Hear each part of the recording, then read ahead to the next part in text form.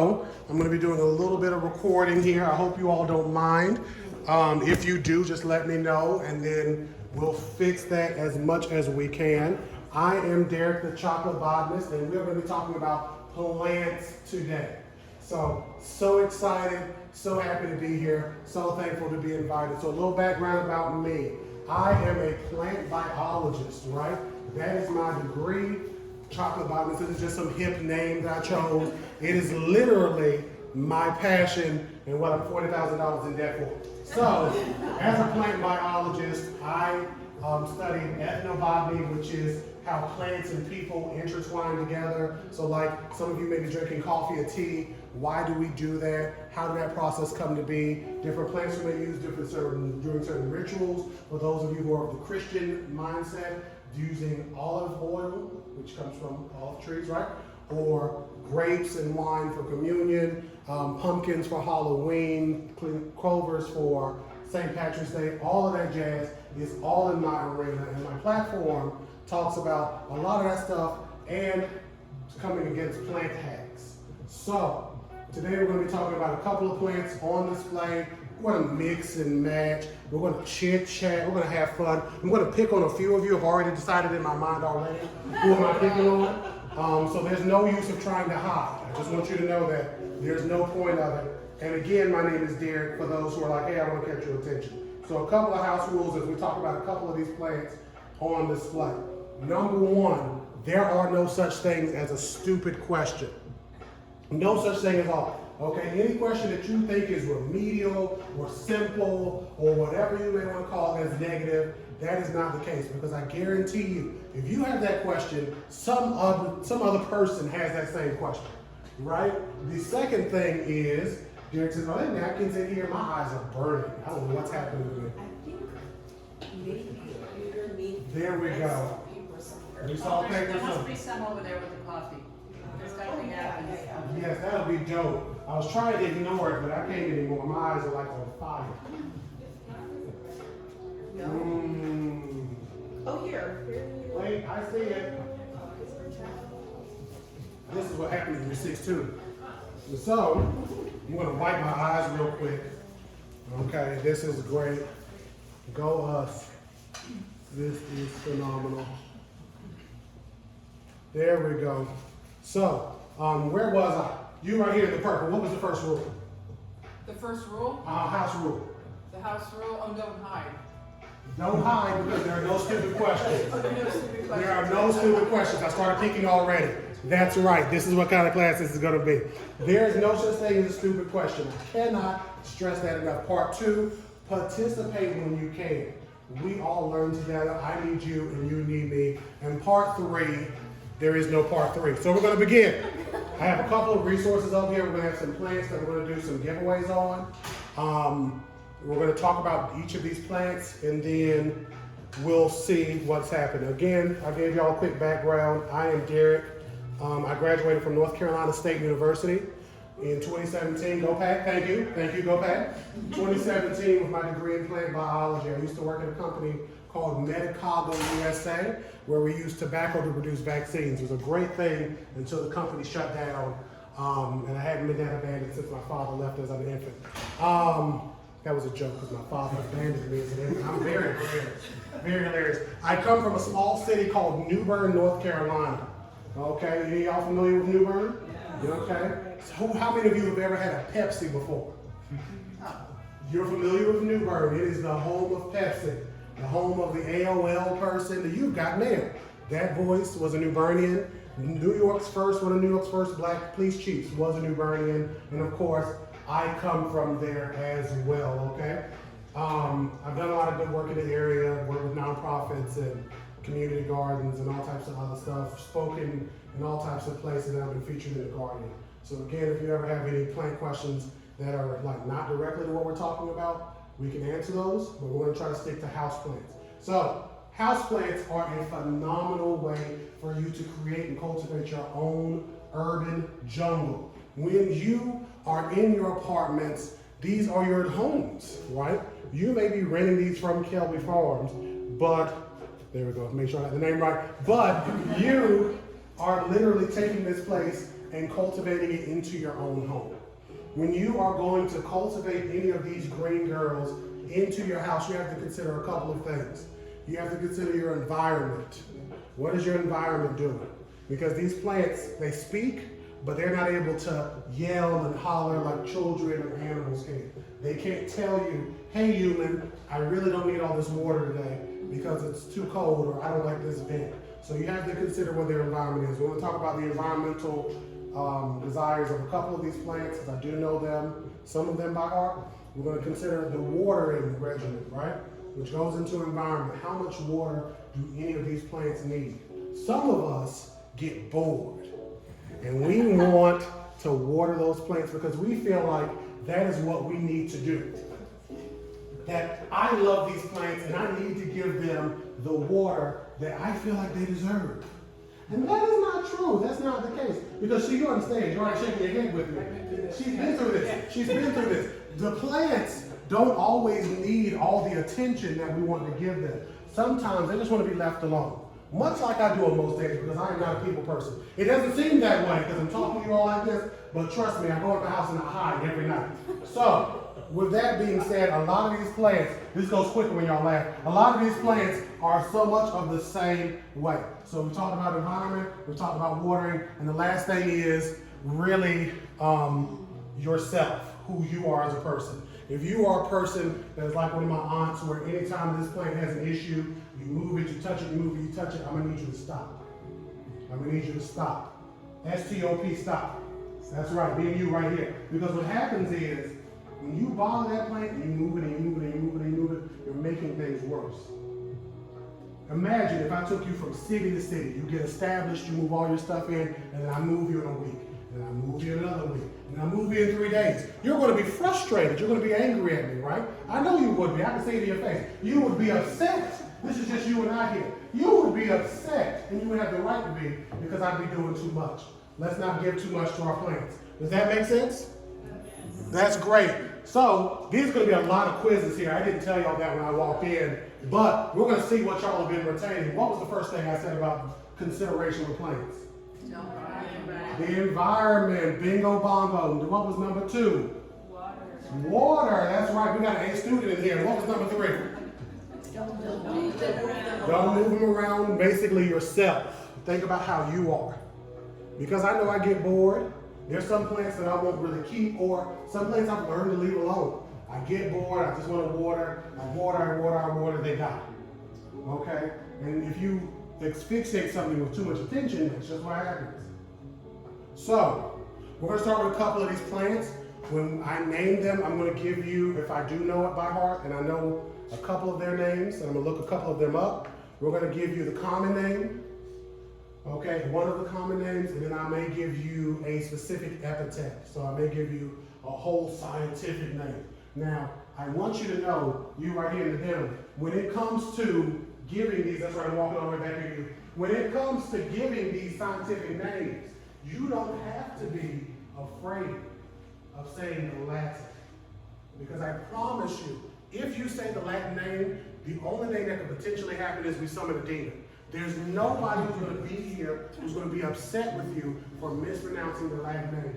Because I want to tell y'all a little secret. I'm going to tell you this secret, and the rest of them ain't going to know because it's just me and you not whispering.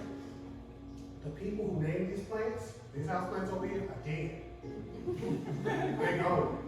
So if you say the name wrong, it's okay. Some of these plants have multiple ways, to say the name of the plants. So we're going to start with some of the more common ones that some of you I'm sure have seen before, and then we're going to go into some of the more in-depth ones. All right?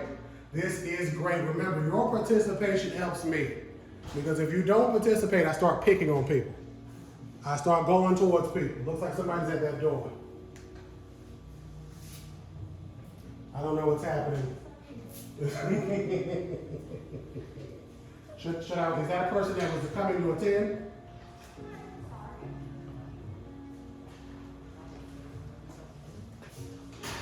This is great. Go us. So somebody's going to have to catch her up. I'm glad all of you are paying attention. So we're going to start with these two plants first.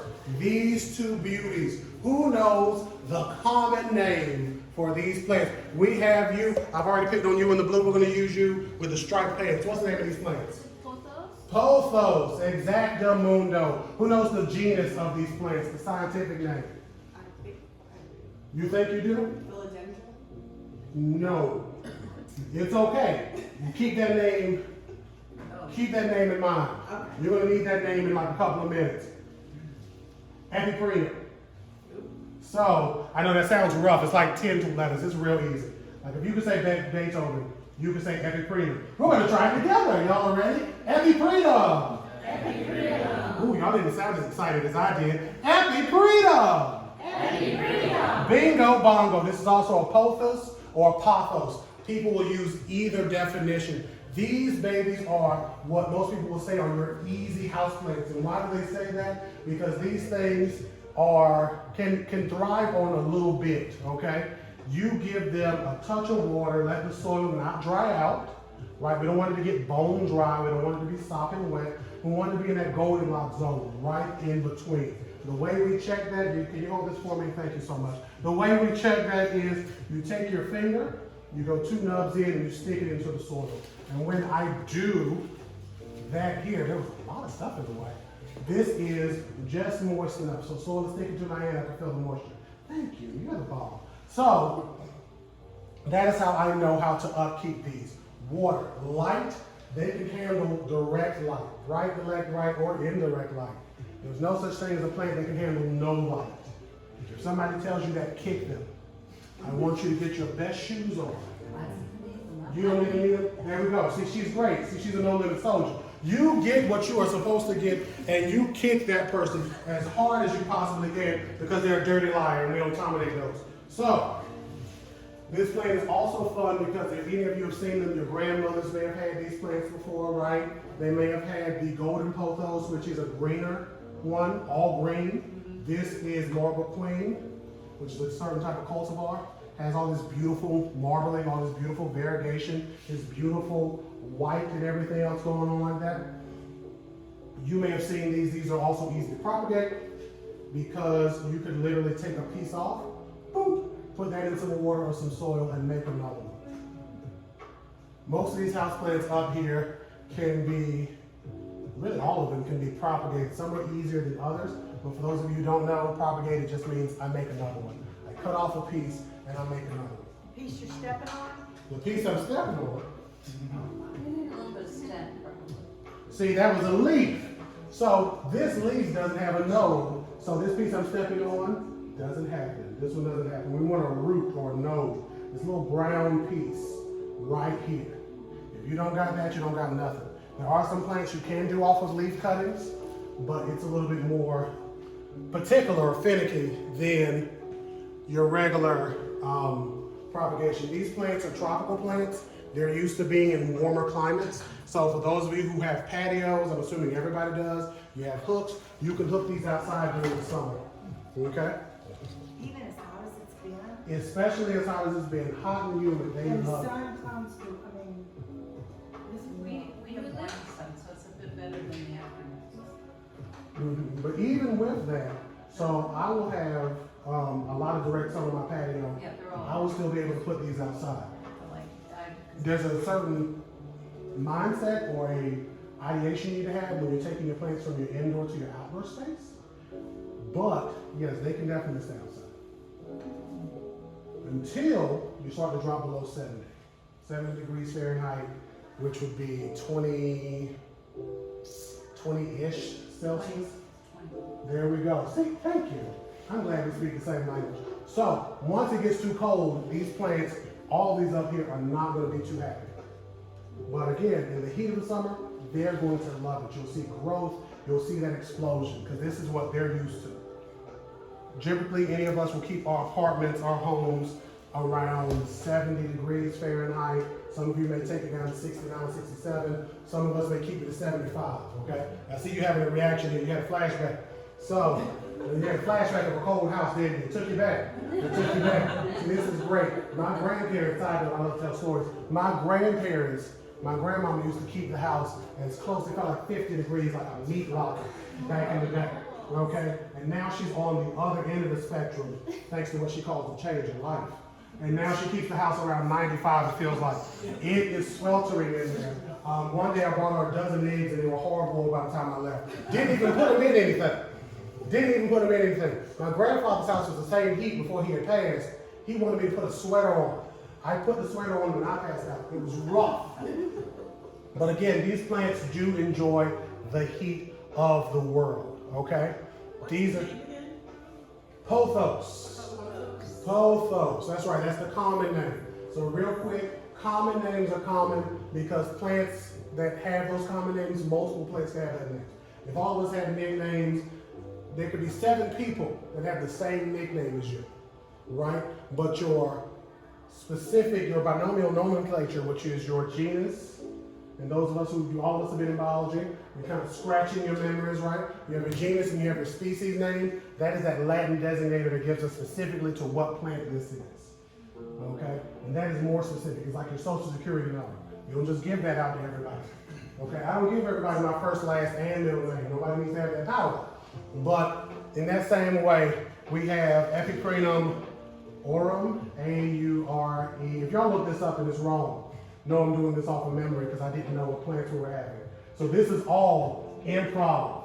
Look at me. So, Epiprenum, again, good genus of plants. You can get them in all types of colors and leaf shapes. What's up? So I have one I got gifted to me. And I'm terrible with plants. So in the summer they can sit outside of it. In the winter I put it inside. That's right. And it's just gonna live. It's just going to live as long as you do some other stuff. So the thing is, in case y'all didn't hear her, she said she has one of these pothos. Is it all green? It's a golden pothos that she has gotten gifted to her. She said, can I just sit it outside and it'll be good, bring it inside for the fall, winter? The answer is yes. Again, when it's outside in the summer, especially as hot as it's been, you already need to water them more than you would water them indoors. And that's where, again, checking that soil and making sure the leaves are looking as open and happy as this and not curled up would be what you need to look for. Because when the leaves are curling, that's telling you, I need water. And again, they can't say anything. So we have to be able to look and see what they need. And then once you bring them in, again, a thing called hardening off, for those of you who are familiar with plants, you bring them in for a couple of hours, you take them back out. You bring them in for a couple of hours, you take them back out. You do this over the course of a week. That way the plant is just like, oh my God, it went from real hot to real cold. Especially if, again, your apartments are on the colder side of the world. And especially if you're sitting it directly under a vent. Because all that cold air is going to shock it. And then you'll go through where your plant looks like who done it a lot. And then you're trying to water it and it starts to look worse and worse and then it dies. Does that sound familiar to anybody here? Yes. I know, it's almost like I've been in each of your houses, huh? So, we have these plants. What are they called again? Pothos. Phenomenal. This is great. Next plant we're going to go to, actually I'm going to skip over these two. We're going to go to this next plant. Who can guess what the name, the genus of this plant is? Who can guess? Who can guess? Who can guess?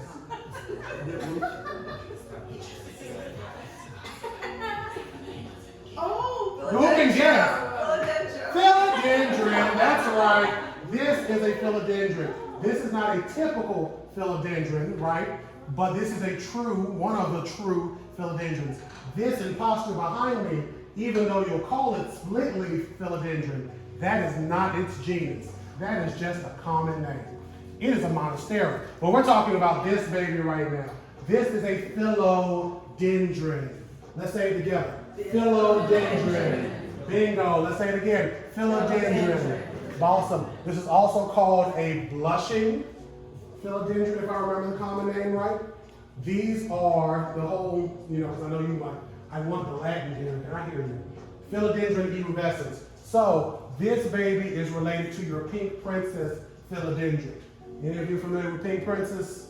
Pink princess, beautiful houseplant. So this is great. So those of us who have been in the plant industry, in the plant world for a little bit of a while can remember when pink princesses would go for $100, $200 before Costa Farms and other places learned how to do tissue culture, where you could easily clone and make more of these plants. So when you go to like a Wegmans, for example, they might have them for $40 or $30 now. When you go to Gunter's, a great place for houseplants. Side note, Gunter's Greenhouse on Angier. They'll have them for generally cheap. They look something similar to this, but they have streaks of pink in the leaves. Pink, green, whites, they're beautiful plants. So pink princess. There's a bunch of other cultivars or offshoots of this plant that, again, if you look up different philodendrons, you would see like Macaulay's finale and white wizard and other things like that. This baby I have had growing with me for a couple of years now. I'm a setter down. She's an old girl. I've propagated a lot out of her because, again, it's just as simple as taking a part of the stem that has these nodes, these roots, and taking it off, putting it in water or soil, and then waiting until I get another plant. So I've made most likely 100, 200 plants off of this mother. So I'll cut it back, it'll grow back out like it does now, until I brought it in the car and then brought it over here and was standing up. So all of this, you know, it's like when you take your children out and they're just doing all types of crazy stuff they don't do at home. This is like this is. So it's usually up like this, you know. You always gotta tell your children to start slouching. And it's usually up like this, but again, moving it around has got a little more. When you are taking care of these, they require pretty much the same care routine as these pothos because they're in the same general family of plants. They are related. And I don't mean like family reunion or Adam's family. I mean like scientific family. Aeroids is what they would be called. I'm throwing a lot of words at you because, again, for these plants to be given away, we're going to start doing tests. That's right. I know. Nobody was ready. They told me y'all had a game here. I don't know what this game is, so I'm just making something up as I go. We're going to go and keep going. We have this beautiful baby here. Who knows the name of this common or genus? Monstera, that's right. Derek said it earlier. This is Monstera deliciosa. Delicious monster. So, Monstera deliciosa are, again, this, philodendrons, pothos, are again the easy to care for houseplants. Whenever they are too dry, the leaves, just like on the pothos and the philodendron there, will curl up. Would you transplant that one? Because does the pot seem too small for that? So, let's see. I don't have the way to check without making a mess. Typically, the way I would look is by looking at the root ball. And I would see like if roots are coming out of the bottom here. So when I look, and Derek has big hands, so don't try this at home. When I look at the bottom of this, again, big hands, you know, doesn't look like it needs it because we don't see any roots poking out of the bottom. If we saw roots poking out of the bottom, then that would say like, okay, we need a new home. For this one specifically, because some of these plants don't like to be root bound. Right. But I don't see any roots coming out of the bottom here. Okay? Not a root whatsoever, so we're going to leave this one be. Okay? We're going to leave this one be. So that's the answer to that question. I hope we answered. You threw me off a little bit. Let's see. I'm going to take a drink of my drink real quick, and then I'm going to jump back into it. This is what y'all keep thinking of good questions. Throw me off. When I heard you say earlier something about a split leaf, is that what that is? They do split their leaves from there. Split leaf philodendron, yes. That's what they're known for. There's one, now, is that the same as the Swiss cheese? They call them the Swiss cheese. Or is that a little bit, yeah. But, and they grow, when I transplant them like that, which are bigger pot, I cannot move. It's like bigger than this table. So, Yeah, and very quickly. very quickly they grow. Again, these are tropical plants. In the wild, these plants will grow, especially these, will grow up a tree that gets out of the canopy. So they're in like rainforests where all those trees are just like holding the light back from the forest floor. So when they grow up and vine up, they end up getting these fenestrations. These fenestrations or splits let light come down to the rest of the canopy of the plant. It's amazing. So Swiss cheese plant, split leaf philodendron, monstera, whatever you want to call it, it's a gorgeous plant. And they can grow gigantic enormous, okay? I have a friend in Chapel Hill. He has a leaf that's like 8 feet wide. 8 feet wide in his house. He tells me all the time, I can take this plant. I live across the street in that apartment complex over there. I live on the second floor. I cannot take this into my house.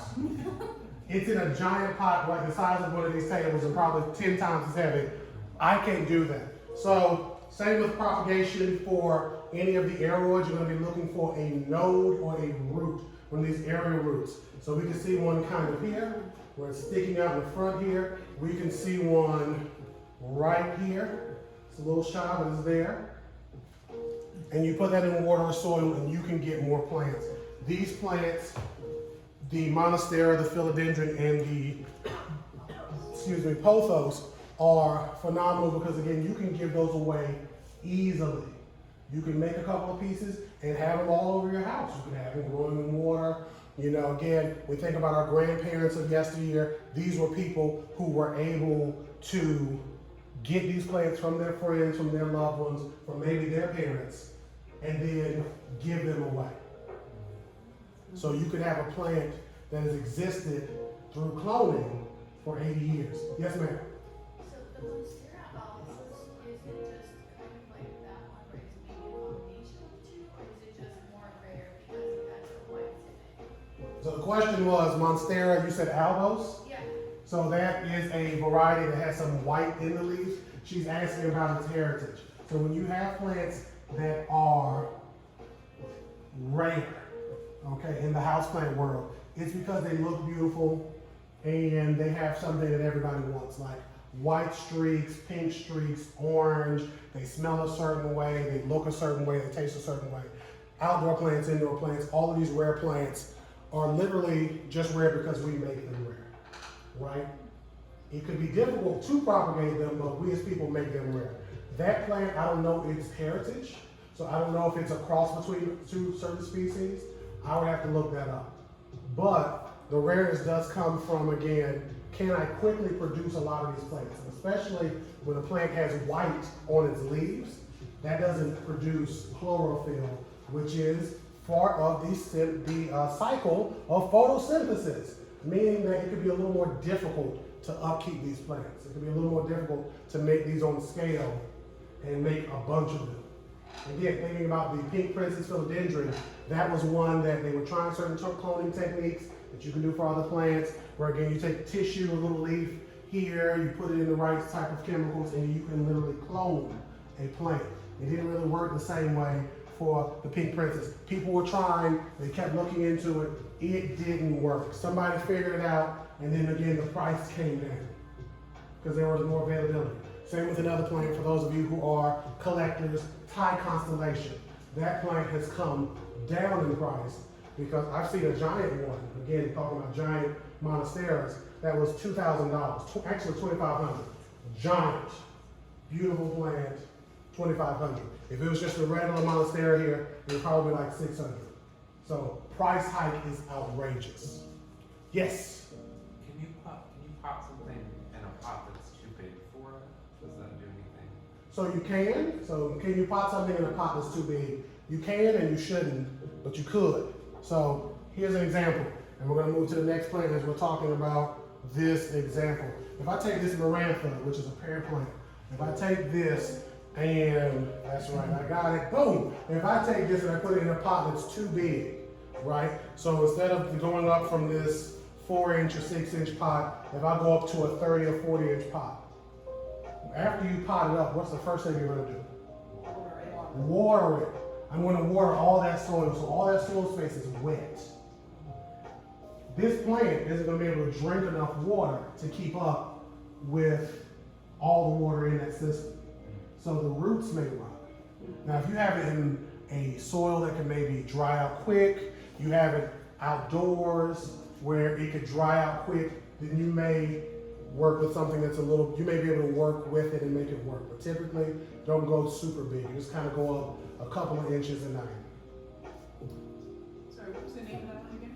Marantha, prayer plant. Maranta. Prayer plant. They call it prayer plant. Promo. That's right. See, I need you sitting back here with me. Okay, you are the TA. So, when you have these plants in this family, and this is the family, oh God, this is the family of all those plants I don't like. It's not coming to me right now. So, extra points, we can look up what the family of these plants are Marantas, they will close up at night or at a circadian rhythm. So the leaves will literally like kind of move up and down, which is why they call them prayer plants. They're literally kind of open and close, especially when it comes to watering. If you don't water these plants enough before they die, because I've had a lot of die with me. I've had a lot of, yeah, they're praying a lot with me. They pray a lot with me. I know I see you judging me, I see it in your face. But they die easy with me. And the reason is, especially because I hear you saying you don't want them. And you're like, how does a plant biologist kill them? I'm gonna tell you how. I put them in an area, and then I walk off, and they may be covered up because they start moving up and down, up and down. So then as other babies grow, they kind of get mixed in. I forget it's there, and now it's not watered. And by the time I'm like, oh, what happened to my plant plant? And then I walk, and I go, and it's just like, oh, why did you do this, Father? That's what happens. I've done it to so many plants, coffee plants, prayer plants, a Hindu rope plant I just had, all types of them.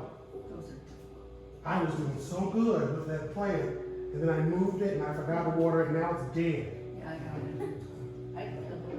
Dead, gone. So these plants, again, they can handle your brighter, your low indirect light.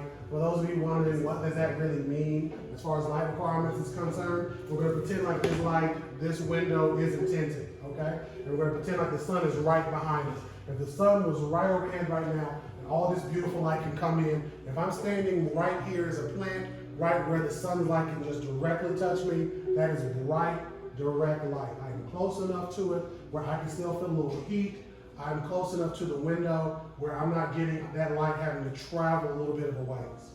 That's bright, direct light. Indirect is if the window stopped right here and I could kind of hide back over here. I'm gonna hide back here with you. If I was able to hide back over here, and this is again, we're just gonna say this is all wall. That's now bright, indirect light. It's not directly touching me.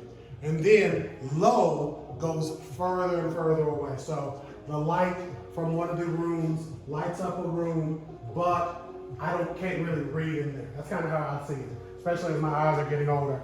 I can't read in this room, but there is light in here. That is low light. Okay? All of this changes when you're talking about grow lights and everything else. We're not going to get too deep into that. So Maranta, beautiful plants again. Whenever they need water, again, unlike the other plants where their leaves curl, their leaves will droop.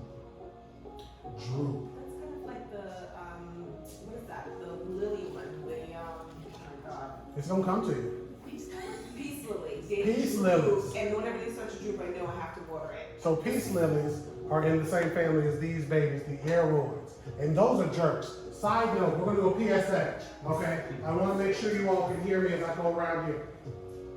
If you have anybody who has a loss in your family, for the love of God, don't buy them a peace lily. That's how it got mine. Don't do it. That's how it got mine. Don't do it. Because see, here's the thing. But I still have it. You still have it, and you are a unicorn. You are a unicorn. Because most people, they have lost their family member. And then 2 weeks later, if then, the peace lily dies. And now you have another death in your family. Why would you do that to somebody? That's the question I ask you. Don't do that. If you want to give them a plant that's going to die, just give them like some cut flowers or something. But don't stop giving out peace lilies, please. Please stop giving out peace lilies. Don't do it no more. Let's let them just stay wild or something. So peace lilies, we don't have one here, but they are very exaggerated. They are very expressive plants. So when you have a peace lily and it needs water, it will be wilted. It will droop. If it needs... It's a good reminder for me to water it. It is, and again, you're able to catch it in time, so that's brilliant. But they also do the same thing if they have too much water.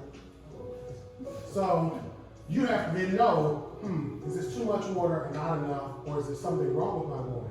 Or is this a third thing that I'm not counting for? And that's why I don't give out peace lilies.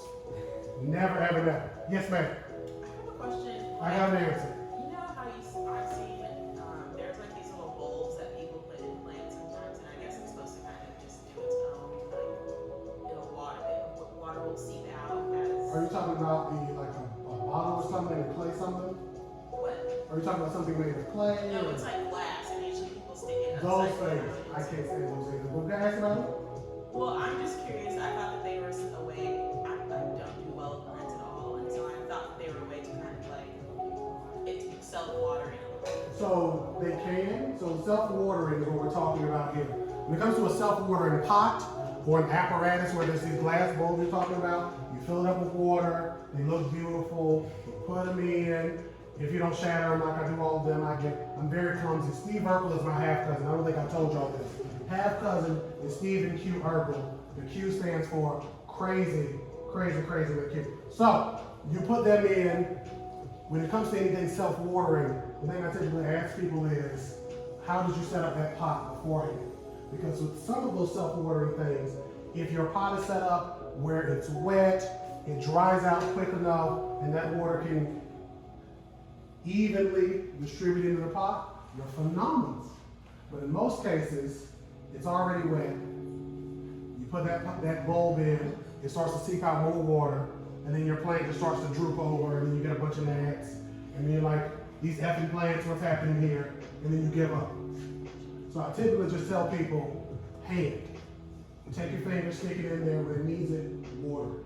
And for me, I have a mental alarm that tells me, hey, I need to water these plants. Like this Philodendron erubescens, I watered 2 days ago. Because I was like, I haven't watered you in a while. It's been like maybe 3 weeks to a month.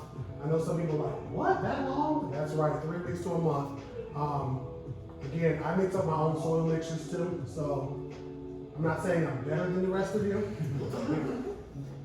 I'm just implying it. But I take good care of my plants, so they take good care of me back. But if you do get any of those apparatus, again, the glass bowl, the things you put in the ground, just make sure your plants aren't super duper saturated.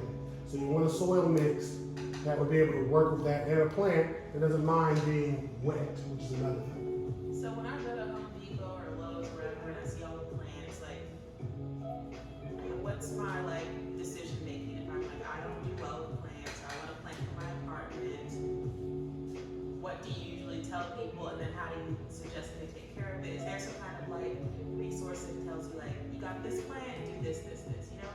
So that's a good question. So when you are going to your Home Depots or your Lowe's, your greenhouses, your garden centers, wherever they may be, the thing I will tell people is find the people who are in those areas and say hey, are these plants good for whatever my space is? So we talked about earlier, the first thing you need to think about with your plants, the environment.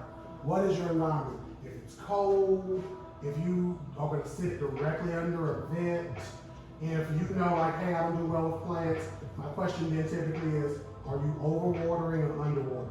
Because it's usually one of the two. So if you're overwatering, stop it. It's harder than that, but don't be like, I love you so much, water. You can love them and not give them water. If you're the other end of the spectrum and you're you just walk by them because you treat them like Andy and Buzz and Woody, these are Toy Story references, then my thing to you is have an alarm or something set up on your calendar on your phone to say, check my plants weekly. And set it at a time that you know you're going to check on your plants. From there, if you're a person that doesn't water your plants, I say get a succulent. Any of these bad boys that have these thick, fleshy leaves, okay? I'm going to walk through and show these off.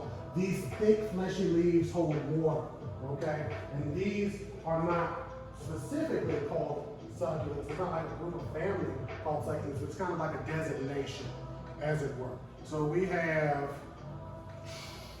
Derek doesn't know the genus of these offhand. I feel like these two are sempervivums, and I don't know what these two are in my right hand. But nonetheless, succulents, big, fleshy leaves. For those of you who don't want to water, who don't like to water, who say, I'm not going to water this plant. They still need water every so often, but you can leave them be for a while. The example is I have a Christmas cactus at my house. I water that Christmas cactus maybe once every 2 months. Oh, wow. Oh, wow is right. You're going to be really shocked when I tell you how much I water it that. Derek waters it about 1/8 of a cup every 2 months. For those of you who partake in the alcohol, that's about the size of a shot glass. I give it a shot glass of water. The end. I sometimes water it heavier, but if I water it too heavy, it rots. It's a big pot. It took me a while to get really established, but I got it. I kind of had to take, the original one died. I put another one in that pot, it started going down, so Derek had to replace it. So if you're one of those people, succulents, yes. What is your feeling on ice cubes? Ice cubes, I'm gonna come back to that because I hate it. Derek hates ice cubes. Don't put ice cubes in your plants. Orchids, That's what they said today. Yeah. I'm going to So, take ice cubes. remember Derek told you at the beginning what to do when people lie to you? Kick them hard. So next time somebody tells you that, I want you to get on your best boots, your Timberlands, and I want you to run up to them and kick them, bang, right in the knee. Don't aim for nowhere else. The knees, right below the belt. You should be safe legally. I'm not a lawyer, don't quote me. So, don't put ice in your plants. And here's the thing. The commentary of that for orchids is, orchids want to be not necessarily dripping wet when it comes to their roots, but they want to have that moisture content there. So they say, so you don't forget, you put the ice in, it just melts, it lets that water out, and all is well. But those are dirty lies. Dirty, filthy, expletive deleted lies. And here's why. It's too cold. And think about it like with any of your animals. You wouldn't be like, let me give my cat these ice cubes and it's just gonna melt. You wouldn't even do that for yourself. And especially if you were to, like, say after a nice day, get into a bath and it's ice cold, most of us are gonna go, oh my God. The plants can't do that. So if they have an ice cube right on the soil surface, the temperature around it, and this goes into deeper energy dynamics and greenhouse growth and all types of other deep cut horticulture and agriculture and botany, the air around is now slightly cooler. And orchids, like most of these other houseplants, are tropical. That's right, somebody knows my notes. Tropical. So they don't want to be in a cold situation. So instead, you get an old spray bottle, make sure it's rinsed all the way out, and then you can just mist it. That's an easy way. Or if it's in orchid bark, you dump it and let it drain out, shake it out, and then you leave it in a place where you can have the humidity. Those snake plants, how often do you water them? So I didn't bring any snake plants, but I typically water them around the same time as the Christmas cactus, about every 2 months. So again, Derek mixes up his own soil. So I have to keep this in the mindset. I make my own soil mixes. Okay? I didn't bring any because I was trying to grab as much stuff as I could and rush in. But I mix my own soil up for my plants. So when I'm doing a cactus or an aloe or a Houseworthy against succulents, if I'm doing I said cactus already, any of the hens and chicks, sempervirums, anything that's a thick, fleshy thing, I'll get it into a mix that can drain quicker. So that way if I do decide to water it heavily, because I might be going for a vacation, I know it's gonna be hot or something, then I can do just that. But typically it's a very light schedule. Yes, ma'am. So do you recommend buying like a special, if you don't mix it up yourself, buying the soil mixtures that are for succulents I or do. for orchids or for? I do. You do, okay. So I recommend buying that stuff if you can afford it, because I know there can be a price point sometime to getting some of those different soil mixes, right?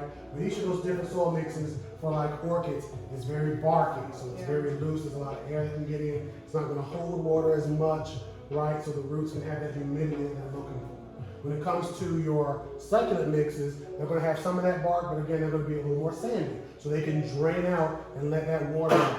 And then when it comes to, bless you, when it comes to any of these regular mixes or your outdoor plants, they may have a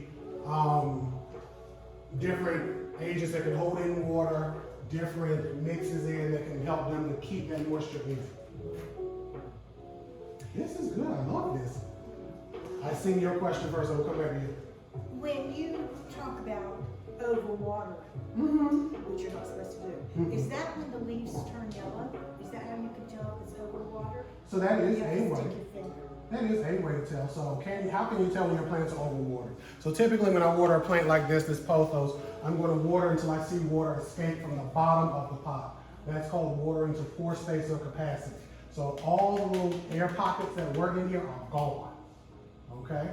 And they are now replaced. If I do that every day, and I water the pore capacity, never dries out, I may start to see some yellow. The plant may also, there we go, it looks like she got it. The plant may also start to lose leaves. it may start to rot or mildew. Fungus gnats can take over. That's a good thing. Well, not a good thing, but good comment. So fungus gnats can come in, and they could also be an issue. But that just happens if you water in general. One of them comes in, it can happen. So I would start to see maybe a mold or a mildew at the top of the soil. If I take the plant out and I look at the roots, which sometimes if you're having plant problems, I may say, what do those roots look like? Check the roots. Are they white? Okay? The roots are the only situation where you can say white is right. Thought I would get more laughter. It's okay. It's okay. That usually kills. Just me and you here. It's the rest of these people didn't want to laugh. I'm glad you're here laughing. See, this is great. I'm glad you two are here. Because that is the only way that you can say that. The good white roots are supported by the Ku Klux Klan, and I am here for them supporting that. So when it comes to that, when you're looking through your plants, it's okay to laugh. It's all right. I'm hilarious. When you're looking at those roots, I'll tell you to see what they look like, because they'll also tell a story. If they're brown, if they're mushy, if it smells off, then you've overwatered. Yes. Actually, wait. You had a question. What kind of water do you use? What kind of water do I use? I use a straight up tap. I also drink tap water, so I'm one of those odd people. The only time, I know somebody judged me, it's okay. The only time I would be careful about it, and I don't know how y'all get it over here, but we get it across the street. During the beginning, first 3 or 4 months of the year, they clean out the water system. When they clean out the water system, they use a chlorine type chemical to basically clean out all the water systems of the city. And this happens in various cities and various counties where they have to make sure they clean out the systems so that way none of us are drinking anything potentially harmful in the water. A couple of years ago, Derek noticed all of his plants were dying. They died at the beginning of the year. Derek thought he was depressed because all my plants were dying at the beginning of every year when I went through a depression. So I was like, Lord, I am just killing everything. What is happening? So one day I was fixing myself a nice glass of tap water. I like to put it in a mason jar and feel fancy. And I was like, I smell bleach everywhere. So I'm looking now to see, where is this bleach coming from? It's coming from the faucet because they had so much of that chemical, that chlorine chemical, in the water. My water smelled like bleach. And I was like, this is why my plants are dying, because these babies are sensitive to chlorine. It's not me all the way. And at my job I used to have, it was actually so bad, some of our greenhouse spaces after watering would smell like a pool. So that's the times where I'll say, hey, be careful with your tap water. But typically, during any time of the year, there's going to be some amount of chlorine in the water. So you just take it, you just let it sit out overnight, the chlorine evaporates, and then you can water your plants. I don't use any special water.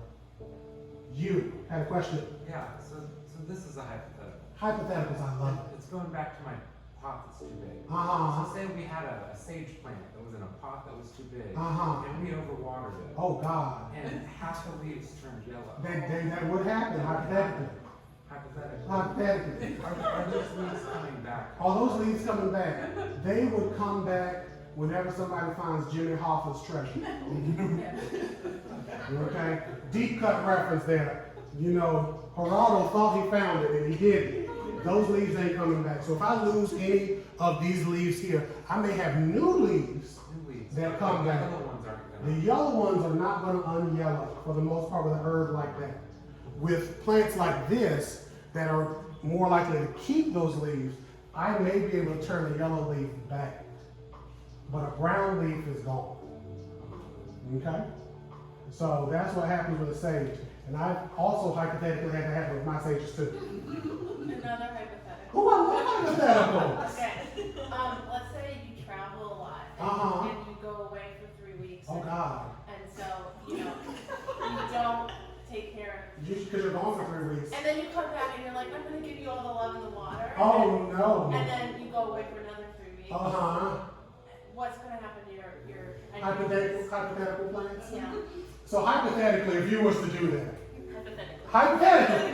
hypothetically, this is in the realm of imagination. If this were to happen, your plants would have experienced, and especially if you didn't water before you left. We did. So you Too much water because I knew I were like, I'm gonna be gone. So Well, then, hypothetically I did that. hypothetically, yes. This is all hypothetical. Hypothetical. So hypothetically, you overwater any of these plants, right? Yeah. So I'm gonna do a couple of examples out that are good show. So I overwatered these two. This is a succulent. This is a Houseworthia. Zebra plant is also what it's known as. It says it up here on the label. This one I didn't remember by heart. And again, my Philodendron evivescens. Hypothetically, I gave the succulent an ice cube.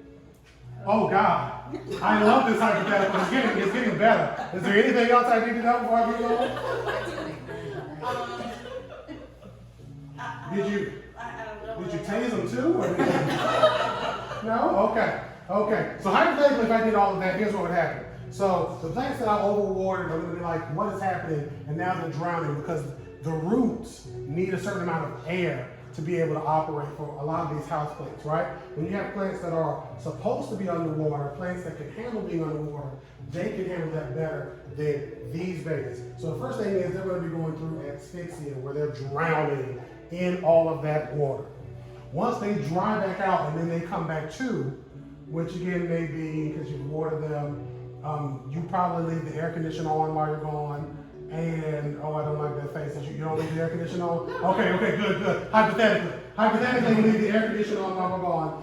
And we come back, and then the plant is finally just drying out and trying to recoup. When you overwater any plant or you do something that's effed up to a plant, it's going to take a week for it to show up. 4 days to a week for it to say, hey, what happened? Right? So you see brown leaves on your hypothetical sage plant. What happened in the last 4 weeks, 3 days, 4 days? That happened to me, yeah. Hypothetically, right? It's It's like, what is happening? And you remember, oh no, I did this, right? So then hypothetically, I love this, allegedly, what happened is now that plant is back, and it's like, okay, I'm gonna get on my 2 feet, I'm gonna get off of the drugs, mama's gonna be happy with me, then you come back in and you give it more. And now it's like, why am I going through this cycle? In addition to, the succulent is like, why am I so cold? And then I'm finally good, and then I'm so cold. So there are, if you're looking for products, there are hydration mats and other things else that are supposed to be able to help with all that. But it just depends on, again, what your setup is. So that's where with me, for example, if I'm gone, this isn't hypothetical, if I'm gone, I have a sister who will come over to my house, and she'll water my indoor plants or my outdoor plants, mainly my outdoor plants. The indoor ones I typically take on because I'm not generally gone for more than a week from my house, if that. If I am going for longer, and I know, like, again, outdoors, it's gonna be scalding hot, I'll set up everything for her, she's able to water, and I do all the indoors. But if I am going for longer than that, then again, because my plants, I know they can handle not being watered for long periods of time, I would just water regularly before I leave, and then come back and water regularly again. So this is where, again, when you're on vacation, it's important to know, how often am I watering these plants? So that way you can know not to overwater, hypothetically, but what to really do. But if she's gone for 3 weeks. 3 weeks is a long time. But there are some plants that will take that. Yeah, that's like, exactly. We got Christmas cactus. You got snake plants. Snake plants, You can Christmas forget them cactus. for 2 or 3 months and they still love it. Exactly. And even with these plants here, again, this child of mine right here, this philodendron, I watered on Sunday.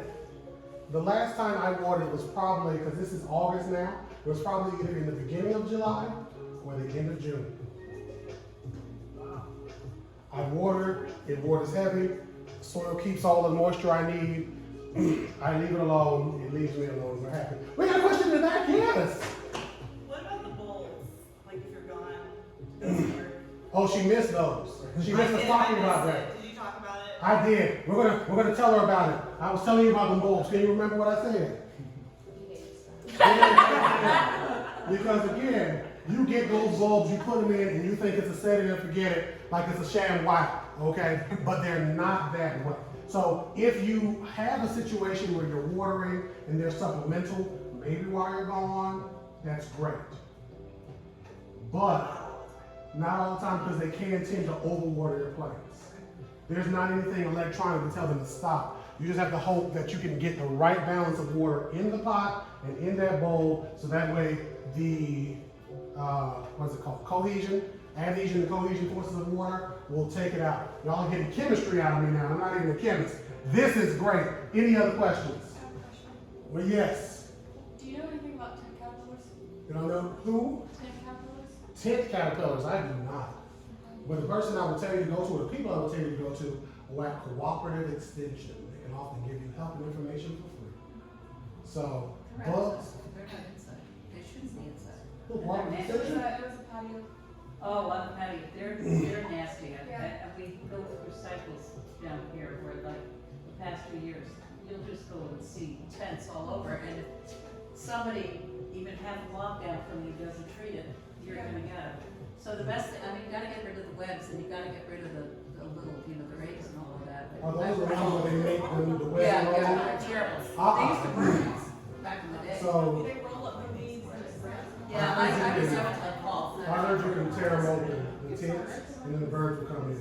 But I haven't tried that in a while. Because the last time I teared one open, luckily enough I didn't have hair like this. A bunch of them fell on me. Yeah, there was a bunch of them. I've had a lot of stuff fall on me in my day. So, boom, boom, boom. Other questions? I felt like somebody else raised their hand. Yes, ma'am.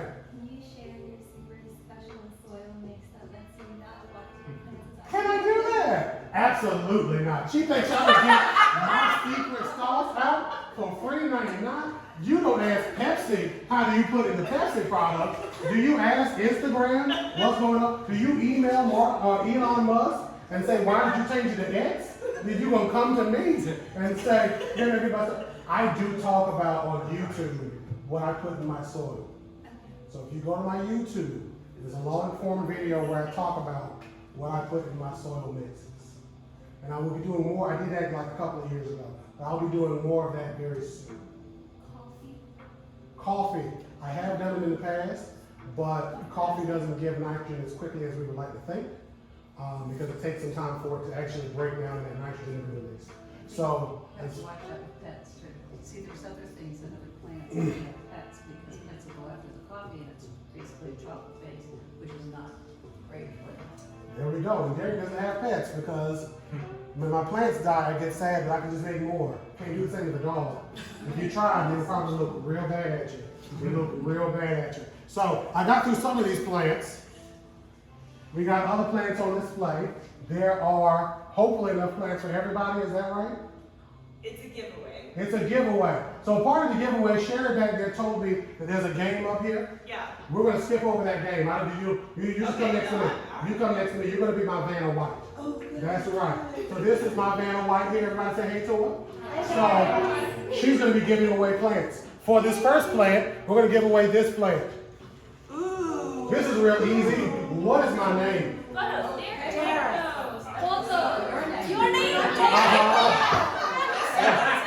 Say, what is my name?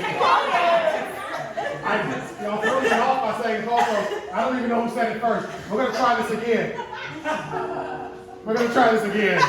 Thankfully, they were so ready to win.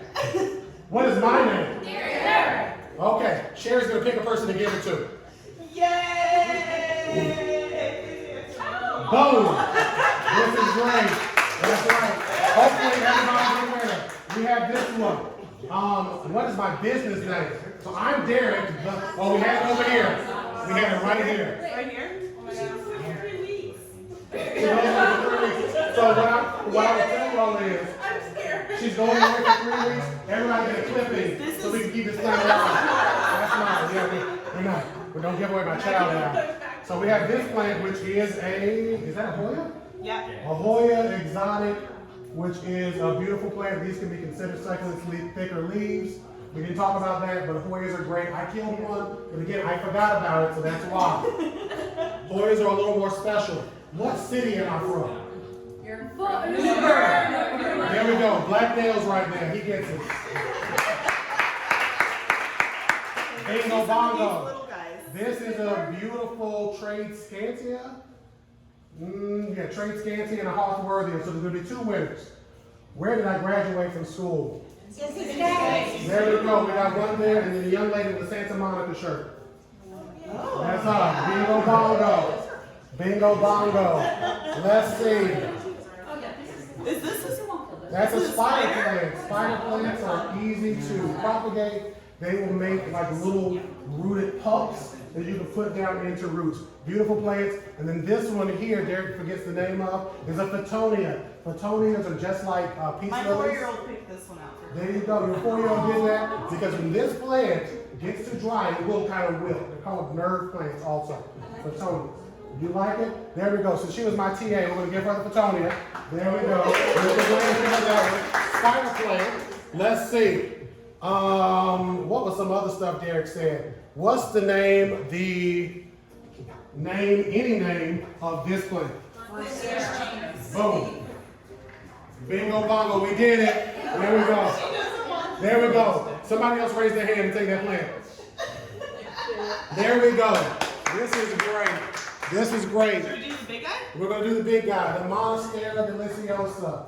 Okay? We're going to give that to one of you. Ooh, I know Michelle wants it. Who is Michelle? Point at that person. Give her. Give her to her. Boom.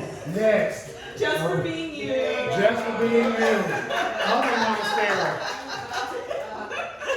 Let's do the other Monstera real quick. This one? Oh, okay. Okay. We got. Did you raise your hand for that? Woman in the purple asked for it in the very back.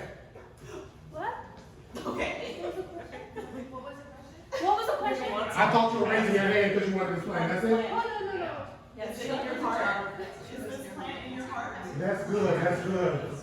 That's good. This is great. This is great. Go us. So. Or is that also that one? No, what is that? I've never seen that before. Mine's died. This is a sedum. They're a spreading plant. Sedums are spreading plants. So they're succulents on it. They want a lot of water and attention. So this one I can tell it's wet because my hands are a little wet. So they watered this one at the Germ Garden. You got this from the Germ Garden? I was in a hurry. Okay. You did tell me that it was dangerous. You know what? Because today is Monday. It's my fault. You should. I should I have. had thought about it. I just want to wait with you because I could have said it. So good. We're back to the thing. We have a sedum here. These plants don't want to be watered a lot. So this one is already wet. Again, my hands are still wet, so it doesn't want much. Okay. Who wants the sedum? I'm gonna be having the QA. There we go. Miss Lady back here. Bingo bongo. These are the prayer plant? Yeah, the prayer plant. It's from us, yes. There we go. Okay, this is also pics from my 4-year-old. She picked out this prayer plant. These are air plants. Can you hold that I back don't really think the combo's right, but up? It's gonna work. Here it is. So hold that air plant up again. So the air plants are epiphytes. They are plants that grow like on the outside of other plants, right? So to water this, you would take it, dump it in the water, pull it out, shake, and then you can set it on a counter. Some of them are refrigerator magnets. Okay, so there's 2 of them. And they came in these beautiful pots. The pots you can just put something else in. But we're gonna let Sherry do this while anyone hankering for? But can you duplicate them, or propagate them, or whatever? Can you propagate air? Not easily, I don't believe so. Well, but where do you find them? Or on trees or something? So on trees, like in Florida, I know they Okay, say we'll that. do it this way. All right. that's good. Who is Kermit? Kermit wants to go home. Kermit. This is great. So, to your question, they're found typically in trees like in forests, Florida, you go to Florida, you'll see them on the outside of the tree. Okay, all right.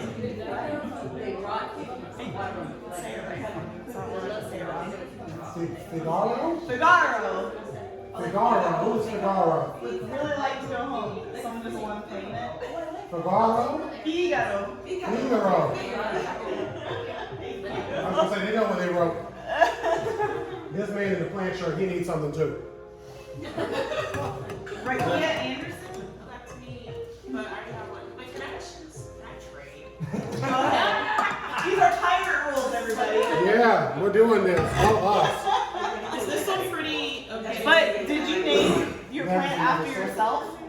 Oh, I didn't read the rules. Okay. This is the crassulets.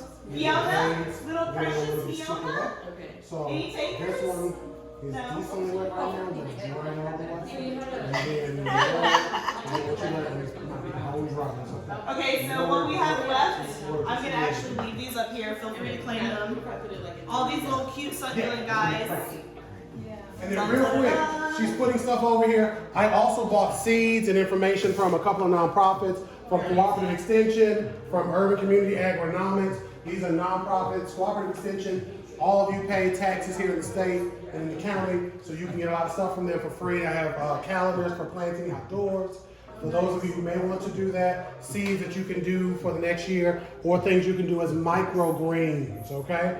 Take all of this stuff, because Derek is only taking like this bag and that plant back home.